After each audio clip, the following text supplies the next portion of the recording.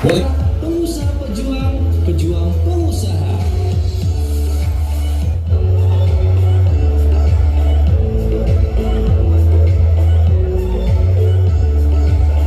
Para calon pengurus dan barusan jadi pengurus ini memiliki harapan yang sama. Kami ke atas panggung tepuk tangan untuk Mas Gibran dan juga Aji Krisna dari Bali. Silakan.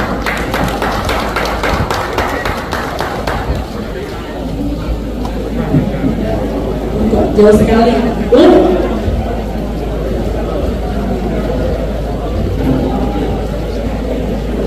Apa kabar? Ini prestasi salah satu titik prioritas pengembangan dari Kota Surakarta. Mungkin bisa disampaikan kepada kami semua bagaimana proses untuk renovasi sampai dengan saat ini kita sama-sama bisa menikmati tempat yang sangat menarik ya untuk diselenggarakan sebuah kegiatan seperti pada siang hari ini. Oke, sampai dengan sekarang. Proses renovasi tanya sama GM-nya aja. Udah saya kecil-kecil kan. Iya.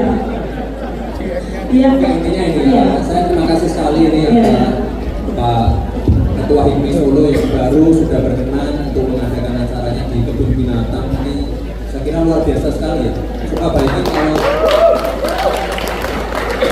Coba bayangin kalau Solo Safari ini bentuknya masih kayak PSTJ zaman dulu. Dia masuk ke sini orang-orang kita makan kopi kan senang-senang tidak proper ya. Ini saya kira luar biasa sekali. Dukungan dari HIPMI, teman-teman anak muda. Ini salah satu spot, salah satu. Ini kalau pinggir dulu gimana ya? Kasnya yang di belakang, nah gitu ya. Jadi ini salah satu spot, salah satu destinasi unggulan dan saya kira ini perlu banyak dibantu untuk dipromosikan terutama untuk anak-anak muda. Ini siapa yang pertama kali ke Solo Safari ya? Pertama kali. Ada yang pertama kali. Oh, orang Solo juga banyak yang pertama kali pasti kaget. Saya juga kaget.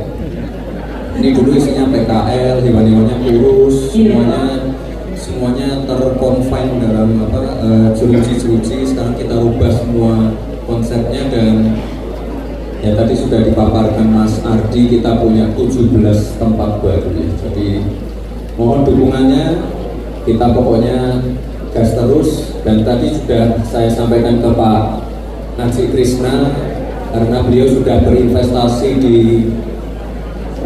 Jogja, ya harapannya nanti bisa berinvestasi juga di Solo. Tadi sudah saya langsung kasih Bang Haji, kalau ada tanah sekian ribu mau nggak? Mau, nih mau, nanti mau survei langsung ya. Jadi sudah langsung dapat ya. Intinya saya pesan ini sama Mas Ardi, ini mohon bimbingannya juga Pak Ketua Jawa Tengah. Pokoknya di Solo itu semuanya sekarang serba mudah. Pokoknya deal ini deal cocok, efesnya bagus, kita tinggal jalan. Pokoknya saya nggak mau terlalu banyak kajian, terlalu banyak rapat, terlalu banyak survei, diulang lagi dengan kajian kedua, kajian ketiga, survei ketiga, rapat ketiga, keempat, kelima, akhirnya nggak deal, saya nggak suka. Makanya kita pengen ASN itu kerjanya kayak swasta yang seperti ini, deal, profit oke, jalan.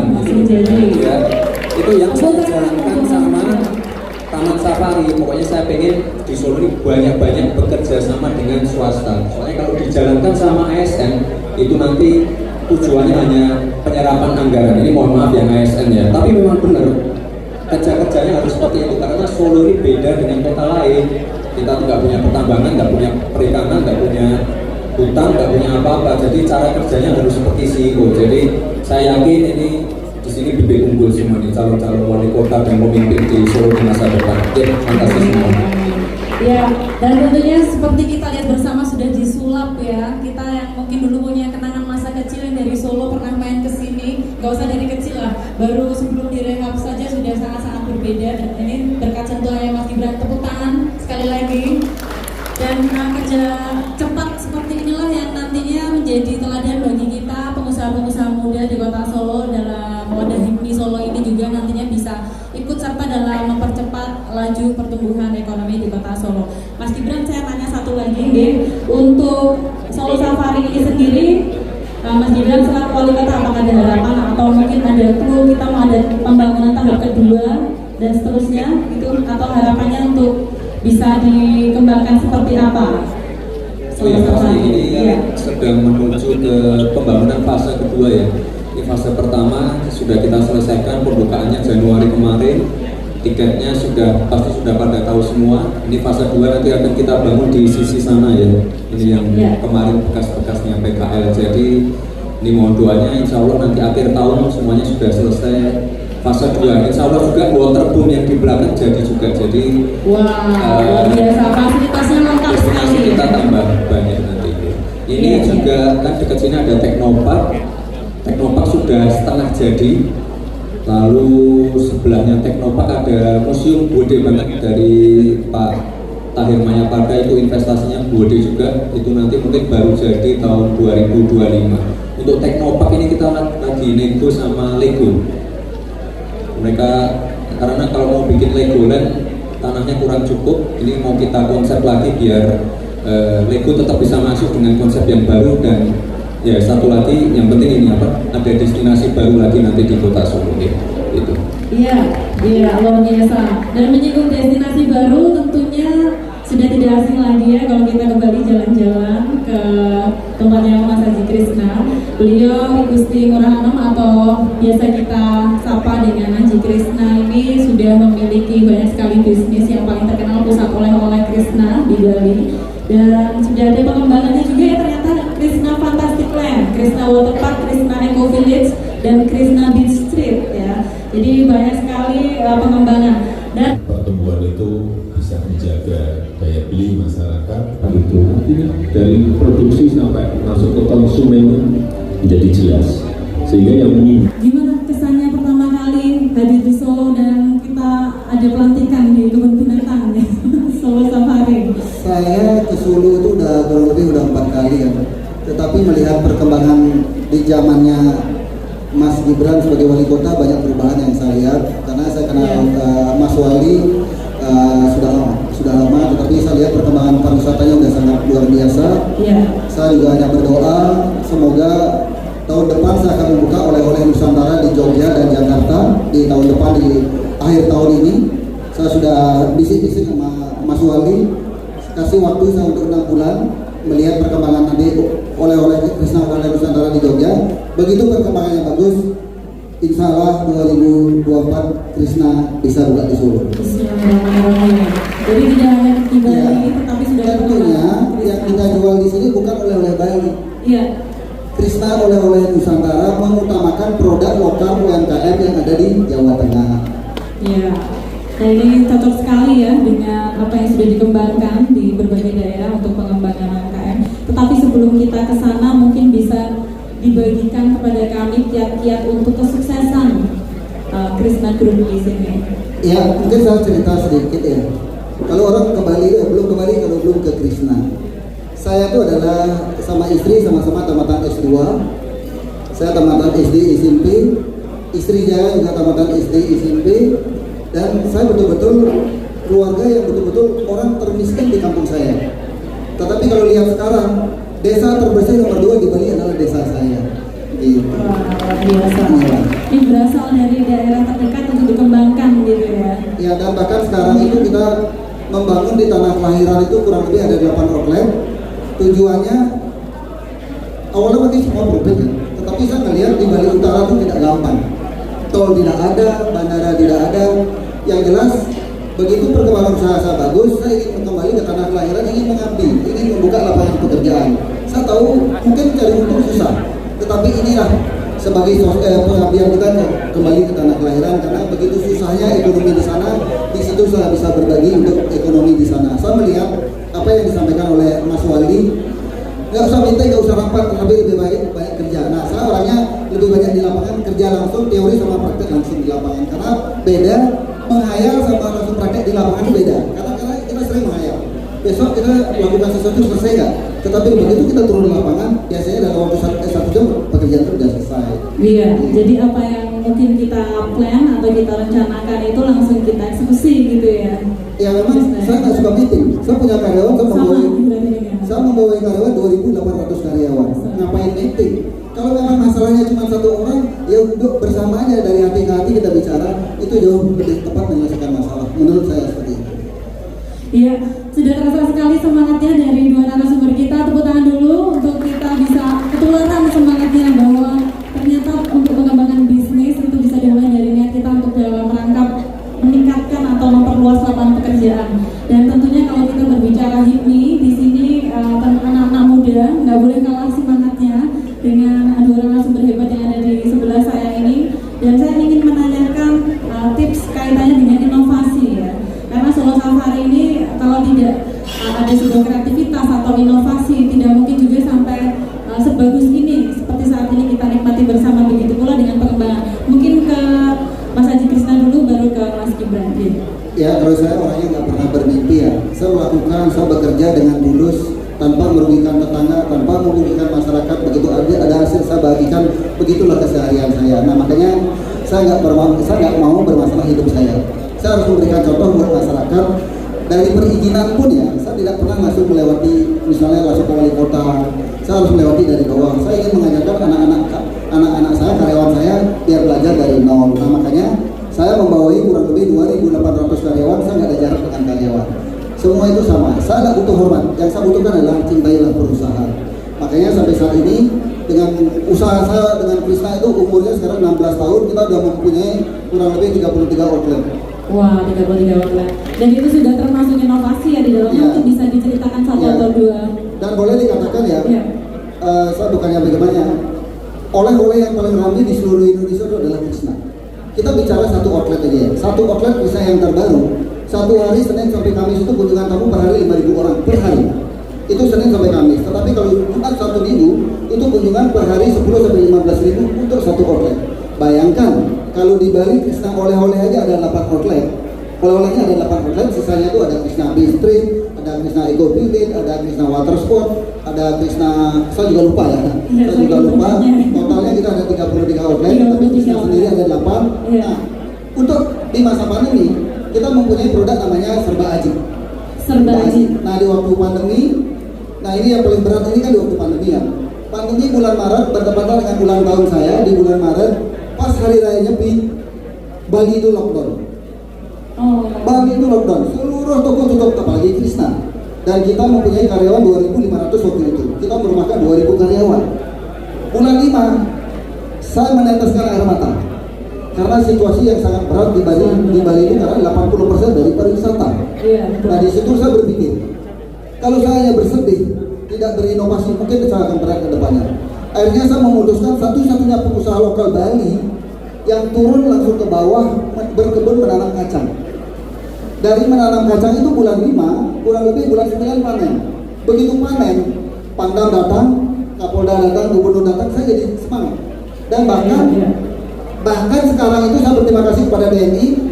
Ketahanan TNI itu kan ketahanan pangan. Sekarang yang nanam kacang itu adalah bukan Krisna lagi, TNI dengan Krisna. Tepuk tangan buat TNI. Dan terima kasih juga kepada Polda ya. Artinya sangat dibantu di Bali itu. Krisna itu sekarang ketahanan pangan itu bukan lagi saya yang nanam. Artinya TNI bersinergi dengan Krisna. Nah setelah menanam kacang, hasil panen kita nggak bisa jual karena pandemi. Akhirnya 50% saya sumbangkan ke masyarakat. Yang 50% lagi saya buat produksi namanya kacang, buat packaging, buatlah namanya kacang haji. Nah ternyata begitu kita jual kacang haji, Krisna itu dulu nggak pernah jual online. Kita nggak pernah jualan online karena kita nggak ngerti. Instagram juga nggak aktif. Nah karena pandemi lah kan saya berjualan online. Akhirnya begitu jualan online kacang haji laku. Setelah kacang haji laku, panen berkebun juga tetap. Dan akhirnya kita buat varian baru lagi, buatlah pai susu. Namanya pai susu haji. Ya, dan bahkan sekarang produk yang paling laku di Bali itu adalah pai susu aji. Jangan lupa ya kalau udah dibeli oleh-oleh. Nah, akhirnya di masa pandemi itu kita sampai sekarang itu punya 14 varian produk. Dan 2 bulan kemarin saya membuat toko baru namanya oleh-oleh Serba Aji. Produk Serba Aji yang kita buat di masa pandemi kurang lebih 14 varian. Kita baru buka 2 bulan. Dan baru buka 2 bulan, tokonya udah sangat ramai. Luar biasa sekali.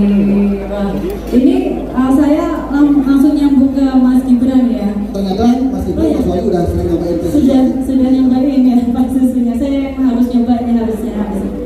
Dan ketika kita berbicara inovasi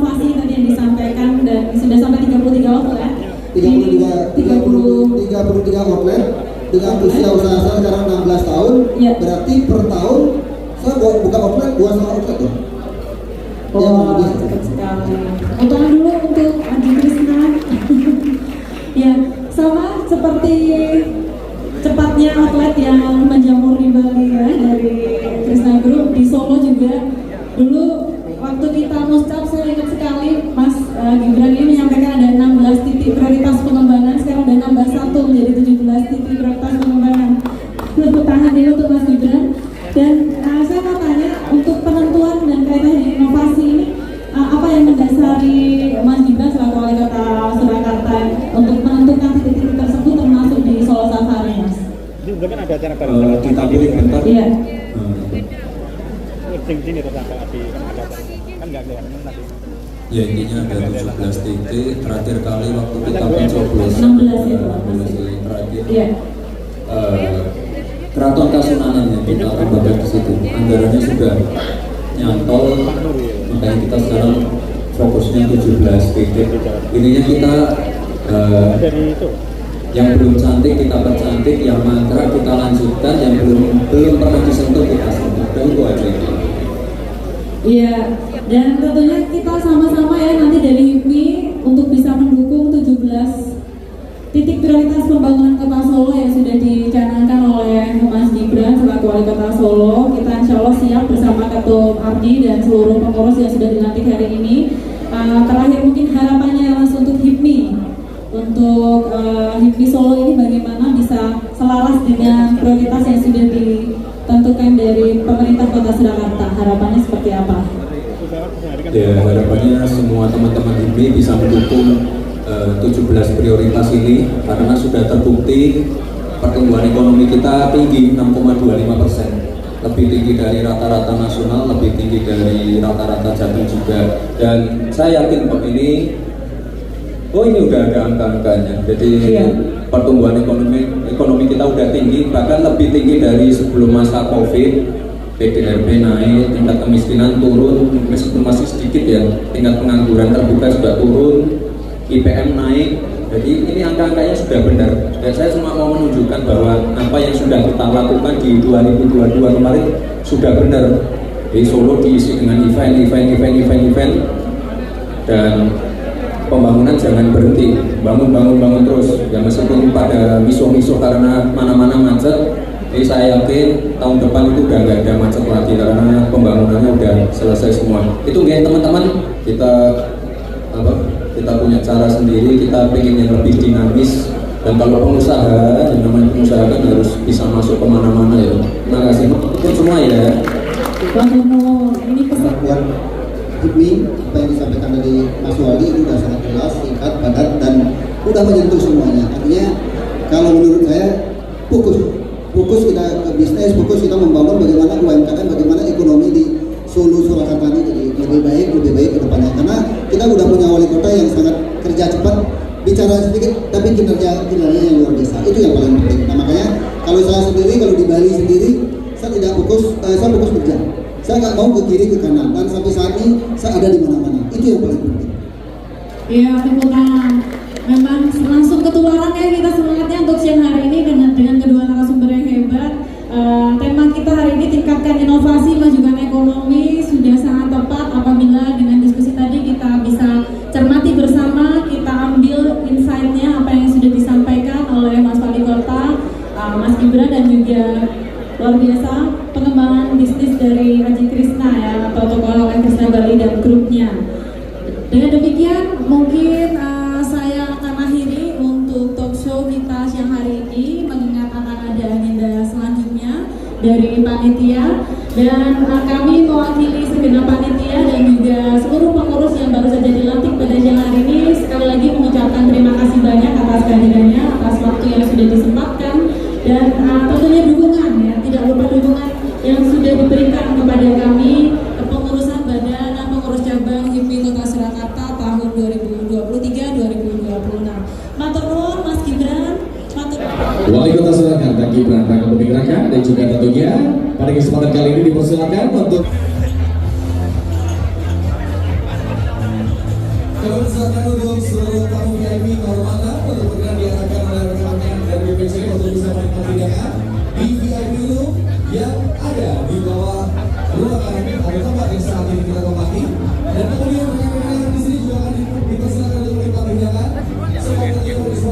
meh Investasi, survei tanah. Saya makelar aku. Nah, ini oleh-oleh. Soalnya beliau sudah ekspansi ke Jogja, ya harapannya Solo juga dapat. Ya. Soalnya ya Solo perlu lebih banyak lagi tempat untuk oleh-oleh yang menaungi banyak UMKM.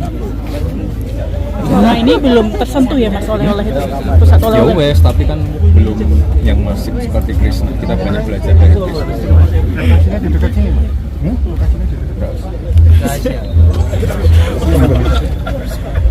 Kaya ora ngerti wae Solo tanahe sithik dadi. Wes ya. Ya. Dirimu? Apa enggak? Mau lo enggak?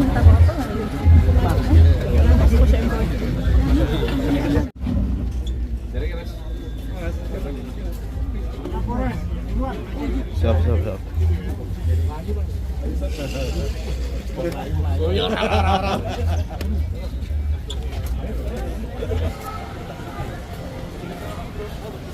Mobilnya Pak.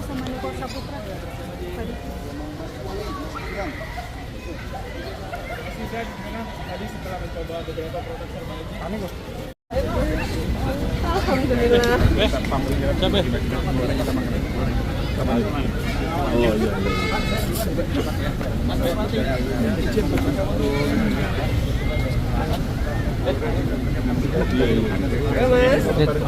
Siap. Masih itu masker. Ada apa-apa tuh?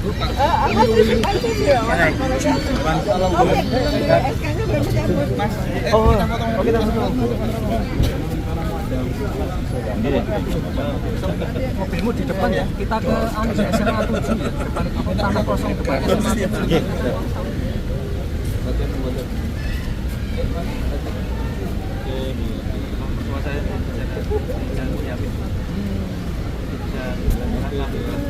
Makanya saya tahu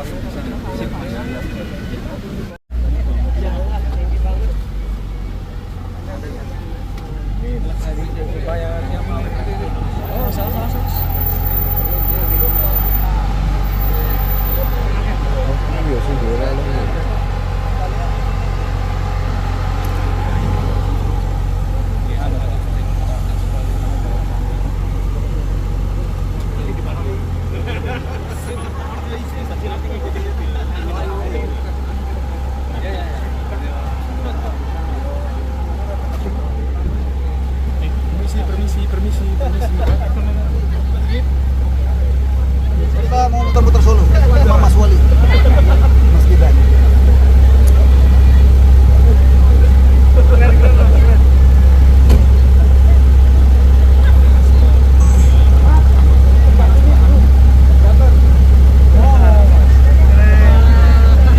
Lihat sendiri ya.